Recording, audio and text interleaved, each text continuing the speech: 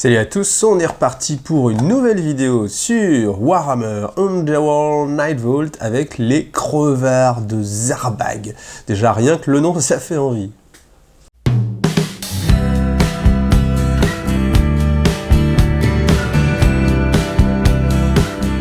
Alors c'est pareil, on découvre la boîte, hein, vous voyez, crevards de Zarbag avec un K hein, pour bien faire orkish style.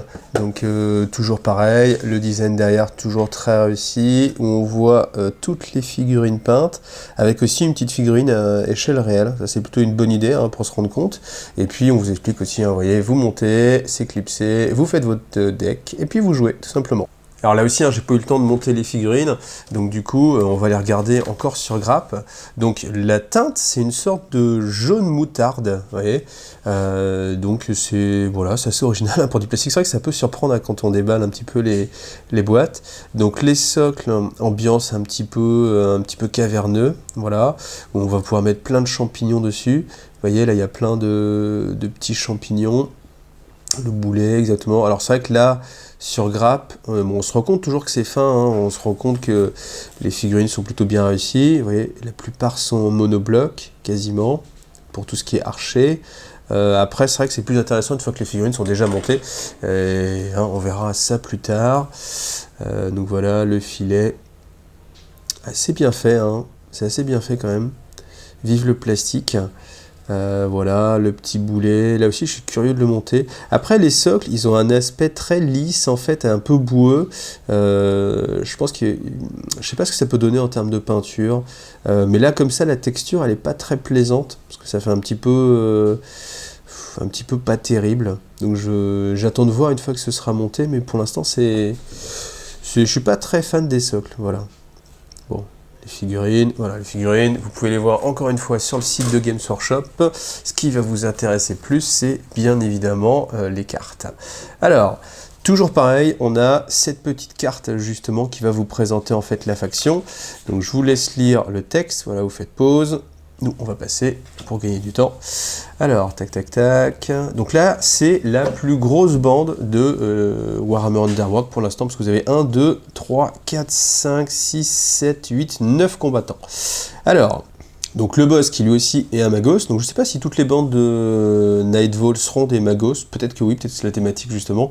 Donc voilà, donc petite attaque, 3 épées pour mettre 2 dommages, bon, ce qui est quand même pas mal. Après de base, il a 2 d'esquive, donc c'est pas mal. 3 points de vie par contre, donc il peut facilement se faire one shot. Et après, il a sa capacité grégaire que vous allez retrouver en fait sur la plupart des gobs. Donc réaction, après qu'un combattant ami autre qu'un squig effectue une action de mouvement, et si celle-ci a débuté sur une case adjacente à ce combattant, ce dernier effectue une action de mouvement, sauf s'il a un pion mouvement ou charge. Donc ça veut dire que vous avez vos persos qui sont côte à côte, vous en envoyez un, vous faites un mouvement, du coup, en réaction à ce mouvement, vous déclenchez le mouvement d'un autre, donc qui est une action gratuite, et il doit terminer adjacent, qui a débuté adjacent, ah non, ils ne sont pas obligés de terminer ensemble, par contre ils sont obligés bien sûr de commencer ensemble, et ce qui est possible aussi, c'est de déclencher une autre réaction à ce nouveau mouvement. Voilà. Donc après, il faut y faire attention, il faut le faire vraiment en chaîne, c'est-à-dire vraiment celui-ci, puis celui-ci, puis celui-ci. Parce que le problème, c'est que si vous faites d'abord partir celui du milieu, du coup il y a un des deux qui peut déclencher sa réaction, mais comme après lui, on ne peut pas déclencher 2 fois la même réaction, du coup celui qui est sur le côté, il se retrouve avec personne qui vient de bouger juste à côté de lui, donc il ne peut pas déclencher sa réaction. Donc il faut bien le faire vraiment de gauche à droite, ou de droite à gauche, peu importe, mais il faut y faire attention. Donc je pense que c'est une bande qui demande un petit peu de doigté pour justement réussir à bien maîtriser en fait cette capacité qui peut être très forte et qui peut être assez compliquée à jouer, je pense, pour les nouveaux joueurs. Alors leur capacité d'exaltation, c'est vous avez au moins 3 points de gloire.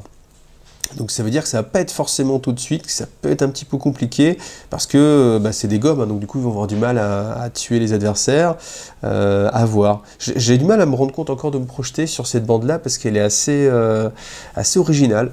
Donc voilà, on verra si c'est facile à faire ou pas. Alors, une fois exalté, du coup il passe en fracassant avec 3 épées, et puis là, les stats ne sont... S'il gagne, il va gagner un point de mouvement, il va passer à 4, 4, 2, 3.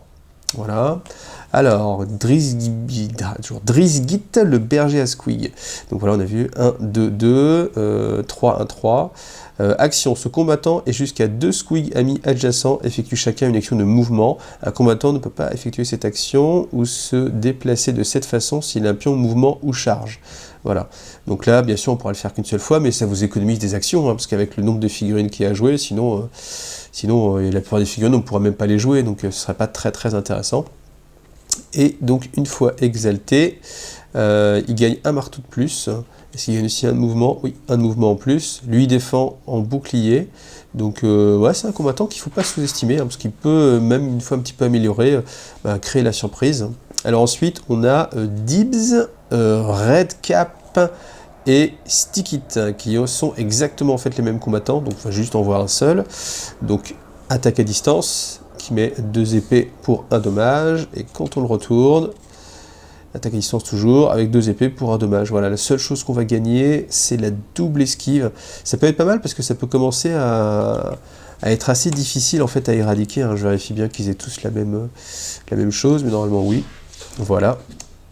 Ensuite, de prog le Rétière. Donc, filet barbelé. Si cette action d'attaque réussit, réduisez d'1 point la caractéristique D des actions d'attaque de la cible jusqu'à un minimum de 1 à la prochaine activation. Donc c'est une petite attaque, pourquoi pas, qui peut être intéressante. Après, elle va causer qu'un dommage, mais ça peut paralyser un petit peu. Hein. Les gobs, ils vont se mettre à plusieurs justement pour essayer de surpasser l'adversaire. Donc voilà, 3, 1, 2, toujours en esquive, 1, 3, 1. Voilà, hop, petite force en plus. Ensuite, le meilleur, sans doute celui qu'on attend le plus, c'est justement le fanatique avec son boulet. Alors, Snirk, attaque à 1 de distance pour 1 dé en épée et 3 dommages. 3 dommages, ça peut commencer sur un malentendu à faire très mal. Alors, réaction, après son activation, ce combattant devient exalté. Et quand on le retourne, voilà, donc à partir de maintenant, on va commencer par le bas. Ici, vous voyez déjà, il n'a plus de capacité de mouvement, il ne peut plus bouger. Il a 3 d'esquive, par contre, ça c'est assez fort. Et ensuite, ce combattant ne peut pas effectuer d'action de mouvement, de charge ou d'attaque, ni se mettre ou rester en garde. Donc on se dit, bon, on ne peut rien faire avec lui. Et bien si, en fait, on a cette action-là. Donc on effectue une déviation de 4 depuis la case de sa case, puis poussez-le de 3 cases le long de la chaîne obtenue. S'il est poussé sur une case occupée, alors avant de le pousser, le combattant sur la case subit un dégât, puis est poussé d'une case. Le combattant poussé doit être éloigné de son tongue. Si son tongue est poussé sur une case bloquée ou incomplète, ou sur une case contenant un combattant qui ne peut pas lui-même être poussé, il n'est plus poussé et subit un dégât, ainsi que l'éventuel combattant ne pouvant pas être poussé. Et ce qui est assez intéressant, c'est que du coup, on peut enchaîner en fait un adversaire. C'est-à-dire que vous arrivez dessus, du coup, il va subir un dommage, il va être repoussé, et puis vous le repoussez plus loin. Mais vous le repoussez dans la suite de la chaîne que vous allez faire. Et vous retournez dessus, et ainsi de suite. Et il y a moyen de l'enchaîner comme ça, et de lui mettre plusieurs dommages. Donc ça peut être assez sympa. Et puis comme c'est une action, il y a moyen peut-être de le faire 2-3 fois, vous voyez, c'est pas une sorte de charge, une attaque, donc c'est assez fun à jouer, ça reprend bien le côté aléatoire, et puis ça peut faire le café hein, si vous avez un petit peu de chance. Et on termine avec les 2 squigs. Alors les 2 squigs, ils ne sont pas placés au début de... Enfin, ils sont placés en même temps en fait que le garde squig, je ne sais plus comment il s'appelle, c'était l'avant-dernier ici, voilà, Drizgit. Quand vous placez Drizgit en fait à côté de lui, vous allez placer les deux squigs. Alors, 2 marteaux pour 2 d'attaque, c'est quand même pas mal. Et puis une fois énervé, 3-2 en fracassant, donc ça peut quand même faire mal. Alors après, ils encaissent pas terrible, ils ont quand même une bonne esquive, et puis leur condition d'exaltation, vous voyez, c'est quand il y a un des deux qui meurt, hein, ah non, c'est quand il y a leur berger qui meurt. Si le berger meurt, hop, les squigs passent en mode énervé, clac. Alors après, ils peuvent pas avoir d'amélioration d'action d'attaque. Et ils ne comptent jamais comme tenant un objectif. Voilà. Ça, c'est un pronostic que j'avais fait, donc voilà, bon pronostic. Allez, on passe, vous voyez, il y a déjà pas mal de choses, rien qu'avec cela. Donc on va passer ensuite aux cartes. Alors c'est pareil, on va commencer par les cartes spécifiques aux crevards, et puis après, comme ça, si ça vous intéresse pas, on peut les passer. Je vous mets un petit raccourci. Si j'y pense au montage, c'est pas dit parce que j'ai beaucoup de boulot, mais sinon, bah, voilà, vous avancez jusqu'à ce qu'on les passe. Alors, poignardage perfide, manœuvre de sort. Donc si ce sort est lancé avec succès, ajoutez un dé et l'aptitude fracassant à la première action d'attaque d'une portée de 1 ou 2 effectuée par un combattant ami à la prochaine activation. Donc bon voilà, c'est pas mal. C'est pas mal après, à chaque fois qu'il y a 2 symboles, c'est un petit peu plus difficile à lancer, mais bon, ça peut être intéressant. Après, vous voyez, ça peut pas s'accumuler avec les arcs qui ont une portée de 3. Alors après une attaque d'une portée de 1 ou 2, ouais. Donc du coup, ça marchera pas avec les arcs. Faciès horrible, manœuvre de sort. Ce sort est lancé avec succès. Vous pouvez pousser d'une case chaque combattant ennemi adjacent au lanceur. Donc, bon, ouais, je suis pas plus emballé que ça. Malédiction jalouse, manœuvre de sort. Ce sort est lancé avec succès. Choisissez un des combattants ayant la plus haute valeur de blessure sur le champ de bataille. Il a -1 en blessure avec un minimum de 1. Ce sort persiste jusqu'à ce que ce combattant soit hors de combat. Donc vous verrez qu'il y a une carte neutre aussi. Je sais plus si on l'a déjà vu ou pas, parce que j'en ai déjà vu pas mal. Enfin après, je sais même pas dans quel ordre vous regardez les vidéos, donc je sais pas si vous l'avez vu ou pas. Mais il y a une autre carte neutre qui permet justement de le faire aussi, si je dis pas de bêtises. Et du coup, ça peut être sympa de minimiser 2 justement un combattant. Voilà. Alors, malédiction de la lune funeste. Si ce sort est lancé avec succès, choisissez une case à 4 cases au moins du lanceur. Tout combattant sur cette case ou une case adjacente subit un dégât. Ça, c'est très fort, parce que ça vous fait un gros dommage de zone. Je pense que ça, c'est une carte qui est auto-include sur justement... pour si les adversaires sont groupés, il y a moyen de les regrouper. S'ils ne le sont pas, vous mettez un point de dommage à tout le monde. Il y a moyen d'améliorer les sorts, donc c'est une très bonne carte. Ensuite, on passe aux cartes de subterfuge, viser le jarret. Donc, si la première action d'attaque de la prochaine activation a une portée de 1 ou 2, elle a +1 dégâts pour chaque combattant en soutien après le premier. Donc, en soutien après le premier, ça veut dire que ça compte à partir de 2 combattants en soutien. Donc, 2 combattants en soutien, on a +1 dégâts. 3, là, ça commence à être très difficile, mais on a +2. Donc, ça peut être sympathique. Après, c'est pas une amélioration, ça va être joué qu'une seule fois. Bon, voilà. Donc déplacement discret, choisissez un combattant ami, poussez-le d'une case. C'est une carte qu'on peut avoir envie de doubler dans son deck, justement, étant donné qu'il y a une carte neutre qui le permet. Voilà, à voir. Est-ce qu'on a besoin d'autant de mobilité? Je suis pas sûr. Alors, choisissez jusqu'à 2 squigs amis et poussez-les chacun d'une ou de 2 cases. Alors, heureusement qu'on peut aller jusqu'à 2 cases, parce que sinon, je pense que ce serait assez faible, justement, par rapport à la carte juste avant. Donc, bon, bah voilà, vraiment... en mode bouge. Je suis vraiment curieux de voir comment on va se jouer la bande hein, sur le terrain. Bonnet de fou, donc inné, on a les 2 symboles, ça c'est très fort. Pour le prochain sort que votre bande tente de lancer, lors de ce jet de lancement, le combattant qui lance le sort subit 1 dégât si vous obtenez au moins 1 critique au lieu d'au moins 2 critiques. Donc, on est quasiment sûr de passer son sort. Par contre, on est quasiment sûr aussi, on a de bonnes chances de se prendre un dommage. Voilà, petite WAG, +1 dé à la première action d'attaque d'un combattant ami à la prochaine activation. Bon, ça c'est assez classique, hein, on a déjà vu ça pas mal de fois. Bénédiction fongiforme, réaction. Jouez ceci après que l'action d'attaque d'un ennemi est mis hors de combat à un combattant ami adjacent. L'attaquant subit 1 dégât. Voilà, ça aussi c'est assez classique, des choses qu'on a déjà vues. Donc l'intérêt d'avoir justement cette carte alors qu'elle existe déjà en neutre, c'est de pouvoir les jouer 2 fois. Donc si vraiment vous voulez baser votre deck sur une stratégie particulière. Alors maintenant les améliorations. Donc tireur envolé, donc ça c'est pour les 3 archers. Après que ce combattant ait effectué l'action d'attaque arc-grotte, un combattant ami adjacent effectue son action d'attaque arc-grotte. Donc ça c'est plutôt pas mal. J'aime bien parce que ça peut justement vous économiser des actions puis faire plein de petits pics. Donc c'est bien dans la thématique de l'armée. Regard vindicatif. Donc 3 et pour 1 dommage. Sur une touche critique, cette action d'attaque a +1 en dégâts. Donc ça peut être pas mal pour faire une petite... une attaque qui est quand même assez facile à réaliser, assez facile à lancer, qui peut mettre 2 dommages, comme vous lancez plusieurs dés, 2 dés. Bon voilà, ça peut être pas mal. Alors, Fiel Folaire Renifleur. Si ce combattant est en territoire ennemi à la 3e phase de fin, gagnez 1 point de victoire pour Zarbag. Donc ça peut être sympathique aussi, dans une série encore une fois où on voit qu'on peut marquer plein de petits points de victoire par-ci par-là. Encore une fois avec la première carte que je vous avais montrée, là je sais plus comment elle s'appelle. Alors je la reprends parce que c'est vraiment une de mes cartes fétiches. Hein. Je pense qu'elle a un vraiment gros potentiel, tout ou rien. Voilà. Parce que, encore une fois, on peut construire un deck autour. Alors ensuite, Vorace, plus 1 en dégâts aux actions d'attaque de ce combattant, il y a une portée de 1. C'est pour les 2 squigs. Donc ça c'est très bien, parce que déjà il tape fort, hein, il tape à 2. Donc du coup, ça vous fait pour 2 marteaux, 3 dommages. Quand ils sont exaltés pour 3 marteaux, 3 dommages, en fracassant, il y a moyen que ça pique un petit peu.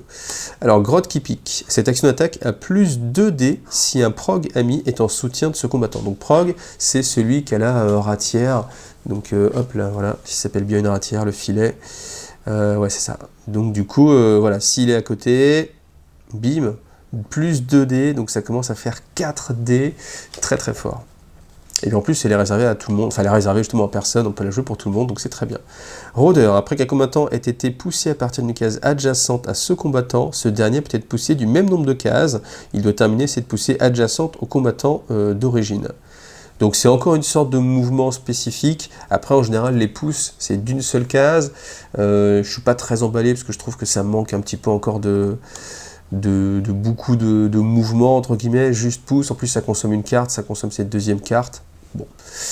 Dur à cuire. Plus 100 en défense, voilà, tout simplement. Donc c'est pas mal, hein, parce qu'il défend en bouclier. Donc il a la même défense qu'un Stormcat exalté, donc c'est plutôt sympa. Aiguillon ardent, sur une touche critique, les actions d'attaque de ce combattant ayant une portée de 1 ont plus 1 en dégâts. Vous voyez, on voit que c'est lui qui va être là aussi pour mettre les dommages. Après, est-ce qu'on met tous ces deux dans le même panier? C'est encore une fois la question. Super rebond. Quand il effectue une action de mouvement ou de charge, ce combattant peut se déplacer à travers d'autres combattants, mais son déplacement doit se terminer sur une case vide. Voilà, réservé aux 2 squigs.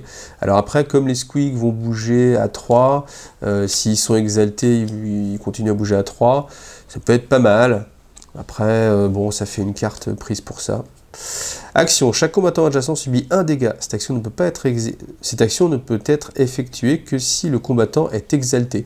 Et vous savez, vous vous rappelez, pour l'exalter, il suffit qu'il ait fait une première action. Donc en général, je pense qu'on va souvent le faire bouger dans une première action, ou même une petite charge. Hein. Non, pas une charge, parce que si vous faites une charge, il ne peut plus être activé, donc il ne peut plus réutiliser son action. Donc voilà, une carte sympathique. Alors on continue avec les objectifs qui sont spécifiques au crevard. Donc marquez ceci à une phase de fin si au moins 2 combattants ennemis ont réussi des actions d'attaque contre le même adversaire à la phase d'action précédente et que celui-ci a été mis hors de combat.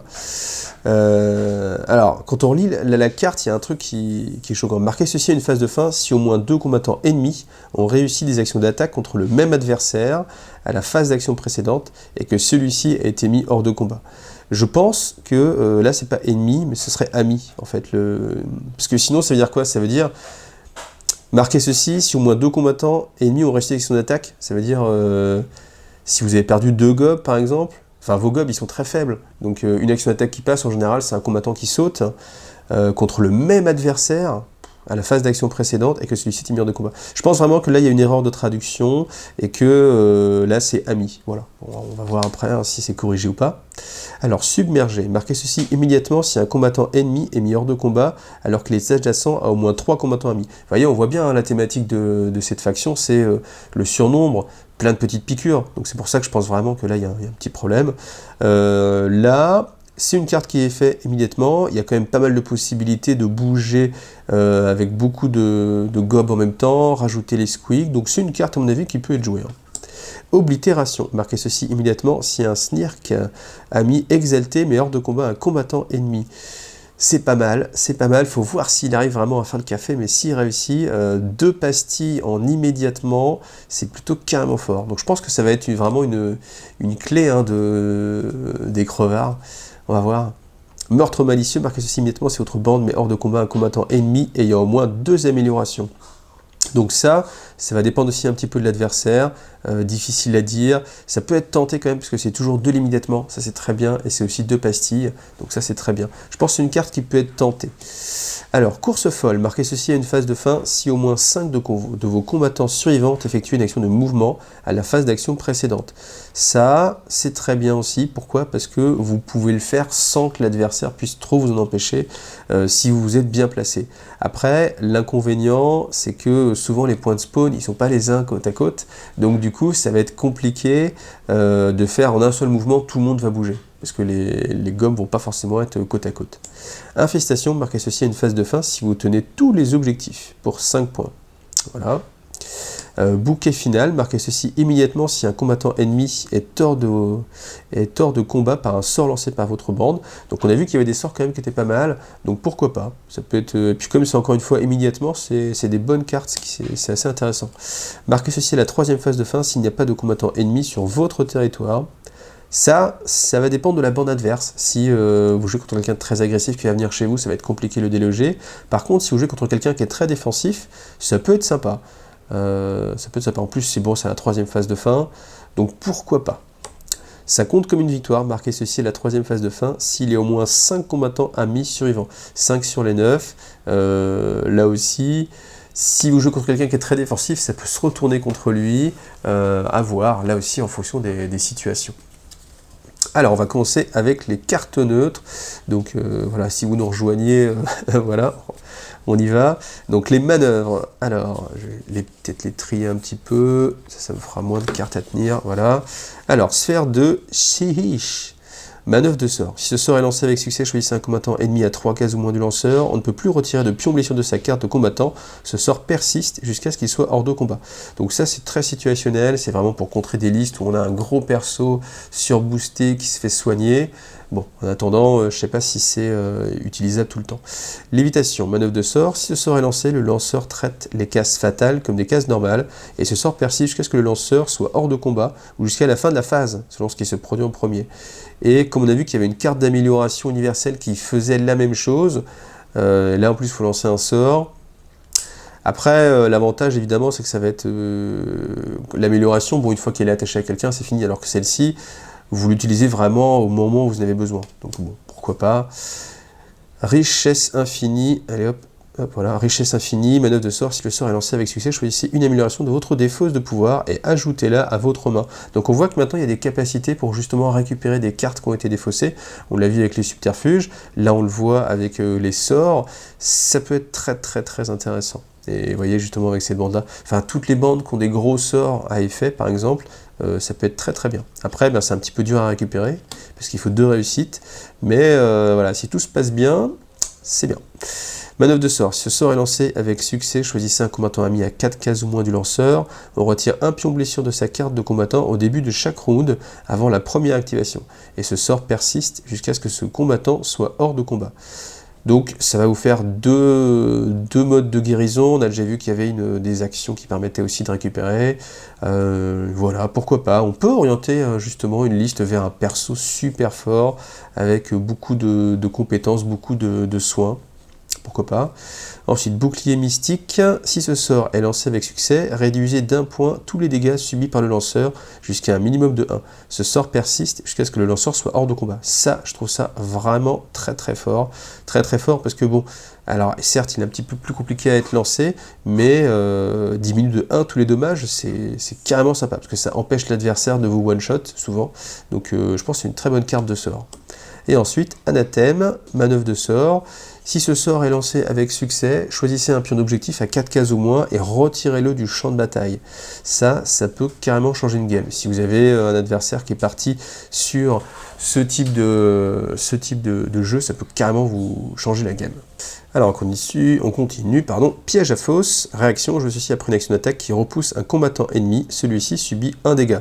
Très bien. Très bonne carte, je pense qu'elle va être utilisée dans beaucoup de decks offensifs. Longueur d'avance, vous ne pouvez jouer cette carte qu'à la dernière étape de pouvoir d'un round. Choisissez un adversaire et un objectif et jetez un dé d'attaque. Sur marteau critique, cet adversaire ne peut pas marquer cet objectif lors de la phase de fin suivante. C'est pas mal aussi, ça peut être un contre. Vous voyez qu'on a des bonnes cartes de contre pour contrer les jeux objectifs. Mimique, jouez ceci après qu'un adversaire ait poussé un combattant, choisissez un autre combattant et poussez-le du même nombre de cases. Ça peut être rigolo, après dans les faits c'est très situationnel. Est-ce que ça va vous servir de pousser cet adversaire? Sans doute, mais bon voilà, c'est pas une carte que je mettrais directement. Ombre rampante, choisissez un combattant ennemi sur une case de bord, il subit un dégât. Donc il y a vraiment pas mal de possibilités, parce qu'on peut imaginer que vous arrivez sur un côté, vous mettez un dommage, pas mal, vous repoussez l'adversaire, vous jouez la carte, il prend un dommage, pas mal, il se retrouve contre le bord, il prend un dommage, et voilà. Donc il y a pas mal de petites piques, ça peut être assez sympathique. Ensuite, les cartes d'amélioration. On retrouve un autre grimoire Katofra, donc là réservé aussi aux magos. À chaque fois que ce combattant tente de lancer un sort, après le jet de lancement, vous pouvez changer un des symboles obtenus en canalisé. Ça c'est très bien, justement pour les sorts qui demandent de canaliser. Ça vous assure un petit peu le coup. Et puis c'est un grimoire aussi, hein, donc du coup on peut cumuler, et puis vous savez qu'il y a une carte qui permet de marquer des points de victoire en fonction du nombre de grimoires que vous avez. Ensuite, fétiche. Réaction, après que l'action d'attaque d'un combattant ennemi blesse ce combattant, défaussez cette carte, choisissez une des cartes d'amélioration du combattant et défaussez-la. Ça peut être pas mal, ça peut être pas mal. Après, l'inconvénient, c'est que c'est une carte, l'adversaire le sait en fait. Parce que c'est une carte que vous ne pouvez pas jouer en réaction à l'attaque. Il faut la voir déjà améliorée pour après déclencher la réaction. Donc, je ne sais pas trop quoi en penser.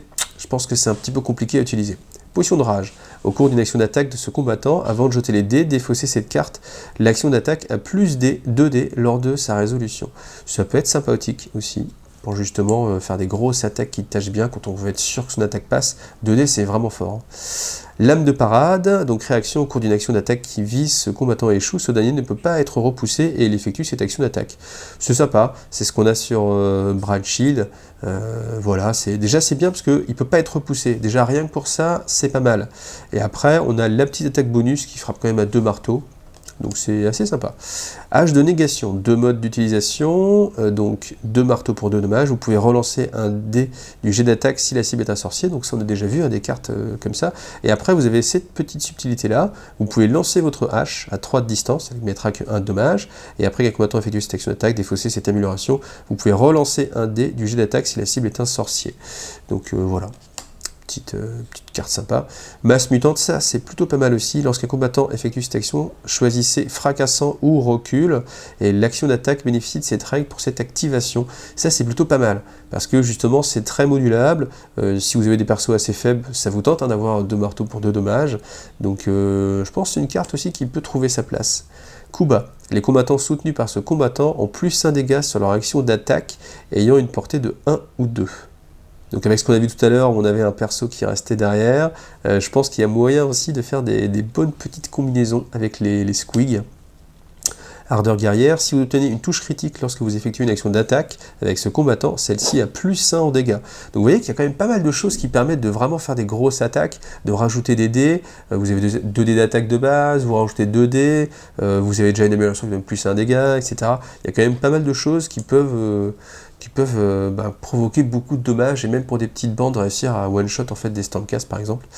Alors, cristal de voie métaphysique, lorsque ce combattant effectue une action de mouvement, il ne se déplace pas normalement, à la place mettez-le sur n'importe quel pion d'objectif, puis défaussez cette carte. Cela compte néanmoins comme une action de mouvement. Donc une sorte de petite téléportation, ça peut être sympathique, puisqu'en plus c'est sur une carte d'objectif, donc ça peut être sympa.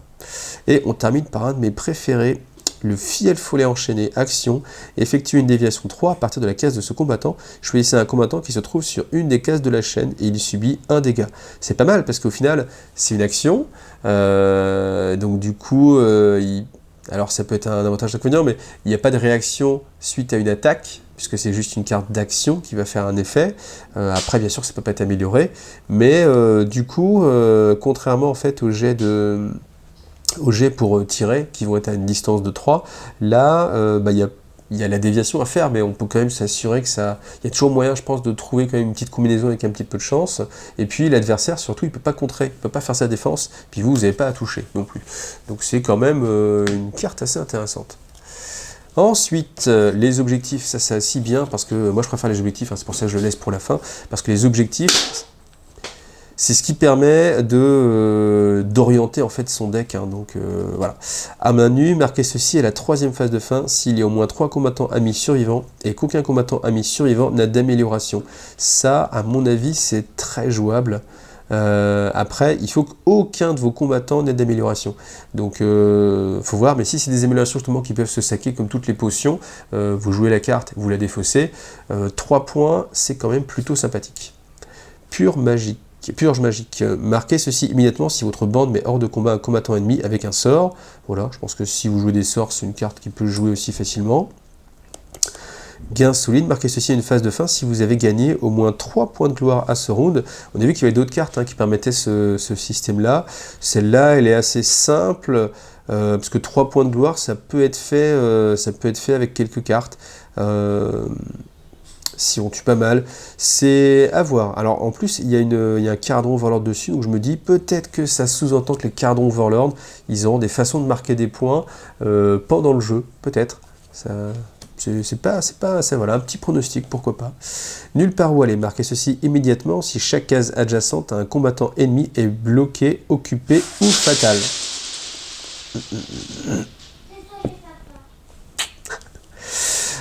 Donc du coup, je pense que c'est une bonne carte aussi pour les fantômes, parce que c'est encore immédiatement. Après, ça peut être assez facile si vous jouez dans cette synergie-là, d'essayer de bloquer l'adversaire. Vous jouez des petites tuiles en plus. Je pense que c'est une carte aussi qui peut trouver facilement sa place. Maître du terrain, marquez ceci immédiatement si un combattant ennemi est mis hors de combat par une case fatale.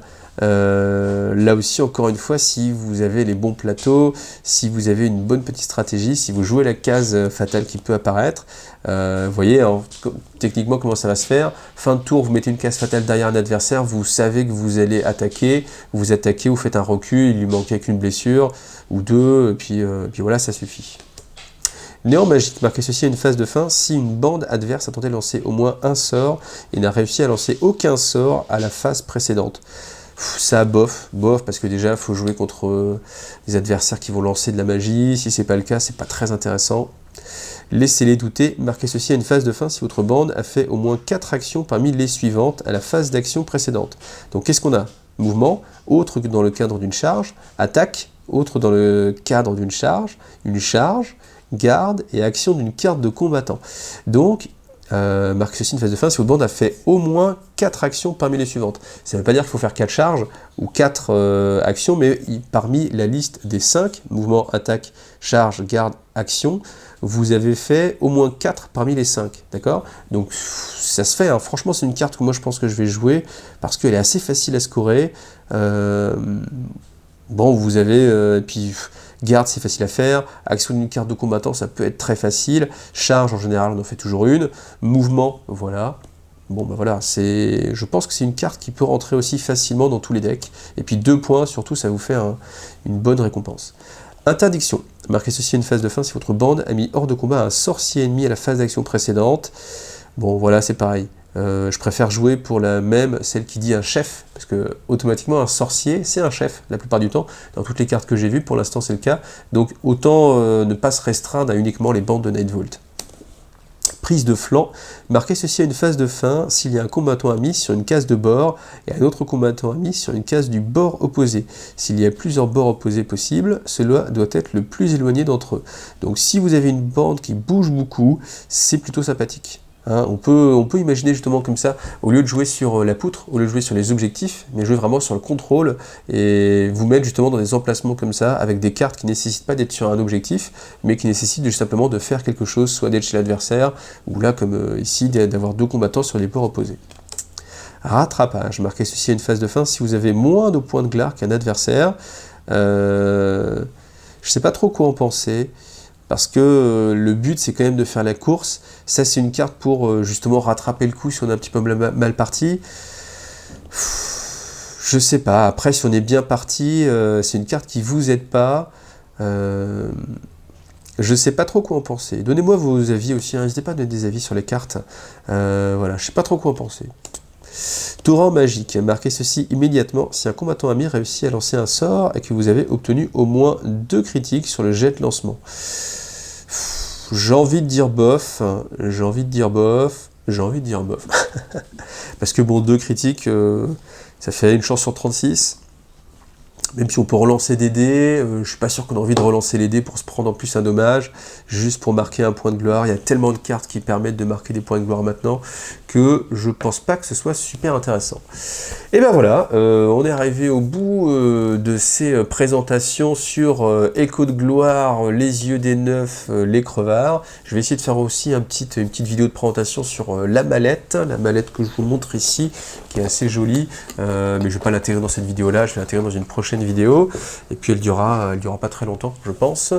Merci à vous de m'avoir suivi sur ces 3 vidéos, j'espère que ça vous a donné aussi envie, et franchement, jouez à Warhammer Underworld, parce que vraiment c'est un jeu qui le mérite. Autant la première saison, je trouvais ça vraiment top, autant la deuxième saison, ça m'emballe encore plus, et là il y a tellement de chouettes cartes maintenant. Alors bien sûr, si vous avez acheté toutes les cartes, mais même si vous n'avez pas acheté toutes les cartes, hein, vous avez vu, hein, vous achetez juste ce paquet-là, et puis déjà vous avez pas mal de choix, mais il y a tellement de choix possibles qu'on va se retrouver vraiment avec des decks très différents. Le nombre de factions, ça va être fou, hein, ça va être à 16 factions. Je pense qu'on est vraiment sur le jeu de figurines compétitif ultime, voilà. Donc jouez bien, pensez à partager la vidéo, à mettre des pouces up pour que la vidéo ressorte, et puis aussi je vous rappelle, activez la petite cloche, hein, parce que vous êtes pas mal à me faire la réflexion, de dire bah tiens je vois plus trop tes vidéos elles sortent plus beaucoup, et ben c'est parce que sur la petite cloche vous avez 2 modes d'activation, soit vous recevez pas les notifications, soit vous recevez occasionnellement, soit vous recevez tout le temps, et comme vous m'adorez, vous allez les recevoir tout le temps, donc regardez ça sur votre petite cloche sur YouTube. Merci à vous, jouez bien.